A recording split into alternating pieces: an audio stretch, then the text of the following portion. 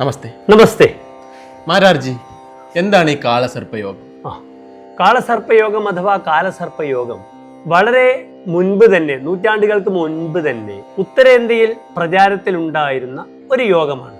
ഇതൊരു ഗുണഫലമുള്ള യോഗമല്ല. രാഹു ഉണ്ടാക്കുന്ന ഒരു നല്ല യോഗമുണ്ട്. ഭഗവാൻ ശ്രീകൃഷ്ണന്റെ ജാതകത്തിൽ ആ യോഗമുണ്ട്. വിജയലക്ഷ്മി യോഗം എന്ന് പറയുന്നു. രാഹുവും ചൊവ്വയും തമ്മിലുള്ള ഒരു യോഗം. അത് വിശേഷപ്പെട്ട രാഹു ഉണ്ടാക്കുന്ന ഒരു ശുഭയോഗമാണ്. ഇവിടെ രാഹുകേതുക്കൾ ഉണ്ടാക്കുന്ന ഒരു അശുഭയോഗമാണ് കാളസർപ്പയോഗം. ക്രമേണ ഇത് ദക്ഷിണേന്ത്യയിലേക്ക് വന്നു. പ്രത്യേകിച്ച് ഈ കാളഹസ്തി എന്ന ക്ഷേത്രം, കർണാടകയിൽ മംഗലാപുരത്തുള്ള സുബ്രഹ്മണ്യം ക്ഷേത്രം, ഇവിടെയൊക്കെ ഇതിന് വലിയ പ്രാധാന്യം വന്നു. പിന്നെ ക്രമേണ നമ്മുടെ കേരളത്തിലും ഇന്ന് കാളസർപ്പയോഗം ഒരു ദോഷമെന്ന രീതിയിൽ പ്രചാരം നേടിക്കഴിഞ്ഞു. എങ്ങനെയാണ് കാളസർപ്പയോഗം ഒരു വ്യക്തിയെ ബാധിക്കുന്നത്? വളരെ മുൻപ്, നൂറ്റാണ്ടുകൾക്ക് മുമ്പ് സമൂഹത്തെ ബാധിക്കുന്ന ഒരു യോഗമായിട്ടാണ് കാളസർപ്പയോഗത്തെ വിലയിരുത്തിയിരുന്നത്. ആ കാലങ്ങളിൽ പഞ്ചാംഗങ്ങളിൽ രാഹുകേതുക്കളുടെ ഇടയിൽ എല്ലാ ഗ്രഹങ്ങളും വന്ന സമയത്ത് പ്രളയം മുതലായ നാശങ്ങൾ, അല്ലെങ്കിൽ കാട്ടുതീ പടരുക, കൃഷി നശിക്കുക, ഈ സമയത്തായിരുന്നു ഇതിന് വളരെയധികം പ്രാധാന്യവും രാഹുകേതുക്കളെ ആരാധിക്കുവാനും തുടങ്ങിയത്.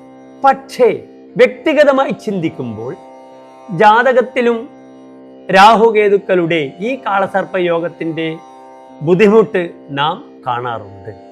അപ്പൊ രാഹുകേതുക്കളുടെ ഇടയിൽ സപ്തഗ്രഹങ്ങളും നിൽക്കുക, മറുഭാഗം പൂർണ്ണമായും അപ്പോൾ ശൂന്യമാകും, ഒരു ഗ്രഹങ്ങളുമില്ല. ഈ ഒരു അവസ്ഥയാണ് കാളസർപ്പയോഗം. ഇത് സൗഖ്യവിനാശക, നമ്മുടെ സുഖത്തിനെ നശിപ്പിക്കുന്ന എന്താണ്? ഒരു വ്യക്തി എന്ന നിലയിൽ വ്യക്തിയുടെ സുഖങ്ങൾ എന്താണ്? തൻ്റെ ആരോഗ്യം, തൻ്റെ കർമ്മ മേഖല, തൻ്റെ ഭാര്യ, തൻ്റെ സന്താനങ്ങൾ, ഇതൊക്കെയാണ് ഒരു വ്യക്തിയെ ബാധിക്കുന്ന സുഖങ്ങൾ. ഇതിനൊക്കെ ഇത് നശിപ്പിക്കും. അപ്പോൾ ഉണ്ടാക്കുന്ന ക്ലേശങ്ങൾ, വ്യക്തിപരമായ എല്ലാവിധ കഷ്ടനഷ്ടങ്ങളും കാളസർപ്പയോഗം ഉണ്ടാക്കുന്നു. ധനകഷ്ടം, മാനഹാനി, അറിയാതെ മദ്യപാനത്തിൽ ആസക്തനാവുക, അങ്ങനെ സമൂഹത്തിൽ തൻ്റെ ക്രെഡിബിലിറ്റി, പേര് നശിക്കുക, ഇതൊക്കെ കാളസർപ്പയോഗത്തിൻ്റെ ദുഷ്ഫലങ്ങളാകുന്നു. മാരാർജി, പറയൂ. പ്രാർത്ഥനയിലൂടെ ഇതിനെന്തെങ്കിലും പരിഹാരമുണ്ട്? നിശ്ചയമായും ഇതിന് ഏറ്റവും വലിയ പരിഹാരം പ്രാർത്ഥനയാണ്. ഉദ്ധരേത് ആത്മനാത്മാനം, താൻ തന്നെ ഉദ്ധരേത്, ഉയർത്തിക്കൊണ്ടുവരണമെന്നാണ്. രാഹുകേതുക്കൾ ഉണ്ടാക്കുന്ന ദോഷങ്ങൾക്ക് ഏറ്റവും വലിയ പരിഹാരം എന്താണ്? സിമ്പിളായ പഞ്ചാക്ഷരി മന്ത്രമാണ്. ഓം രാഹവേ നമഃ, ഓം കേതവേ നമഃ. എല്ലാ മന്ത്രങ്ങളും 108 തവണയാണ്. പക്ഷെ ഇവിടെ നിങ്ങൾക്ക് ദ മൾട്ടിപ്പിൾ ഓഫ് 9, 108 തവണ ജപിക്കണമെന്നില്ല. 9, 18, 27, 36 ഈ ക്രമത്തിൽ ചിന്മുദ്രയിൽ ഇരുന്നു കൊണ്ട് നിങ്ങൾക്ക് ഓം രാഹവേ നമഃ, ഓം കേതവേ നമഃ, ഈ രീതിയിൽ നിങ്ങൾക്ക് മന്ത്രങ്ങൾ ചൊല്ലാവുന്നതാണ്. ക്ഷേത്ര ദർശനം കൊണ്ട് ഈ യോഗത്തെ നമുക്ക് തടുക്കാൻ സാധിക്കും? നിശ്ചയമായും ക്ഷേത്ര ദർശനത്തിലൂടെ കാളസർപ്പയോഗത്തെ നമുക്ക് പ്രതിരോധിക്കാം. ഇന്ത്യയിൽ കാളസർപ്പയോഗമുള്ള വ്യക്തികൾ സന്ദർശിക്കുന്ന ഏറ്റവും പ്രബലമായ ക്ഷേത്രമാണ് കാളഹസ്തി ക്ഷേത്രം. ഈ കാളഹസ്തി ക്ഷേത്രത്തിൽ പോയി രാഹുകേതു പൂജ, ശിവപൂജ ചെയ്യുന്നത് ഏറ്റവും വലിയ ഉത്തമമായ ഒരു മാർഗമാണ്. പിന്നീട് കർണാടകയിൽ ഞാൻ സൂചിപ്പിച്ചു സുബ്രഹ്മണ്യം എന്ന ക്ഷേത്രം, തമിഴ്നാട്ടിൽ നാഗർകോവിൽ എന്ന നാഗർകോവിൽ, കേരളത്തിൽ വന്നാൽ സർപ്പക്ഷേത്രങ്ങളുടെ ഒരു പ്രളയം തന്നെയാണ്. അങ്ങ് മണ്ണാർശാല തുടങ്ങി വെട്ടിക്കോട്ട്, എറണാകുളം ജില്ലയിൽ ആമേടം, തൃശ്ശൂർ ജില്ലയിൽ പാമ്പുമേക്കാവ്, പിന്നീട് നമ്മുടെ കണ്ണൂർ ജില്ലയിൽ വന്നാൽ പെരളശ്ശേരി, കോഴിക്കോട് ജില്ലയിൽ മേമുണ്ടമഠം, ഇതൊക്കെ തന്നെ കാളസർപ്പയോഗമുള്ളവർക്ക് പോകാൻ പറ്റുന്ന സർപ്പസങ്കേതങ്ങളാണ്. ഇവിടെ നാം ചെയ്യുന്ന വഴിപാടുകൾ എന്താണ്? സർപ്പബലിയാണ്. നവഗ്രഹത്തിൽ രാഹുകേതു അർച്ചന ചെയ്യുന്നത് വളരെ ഉത്തമമാണ്.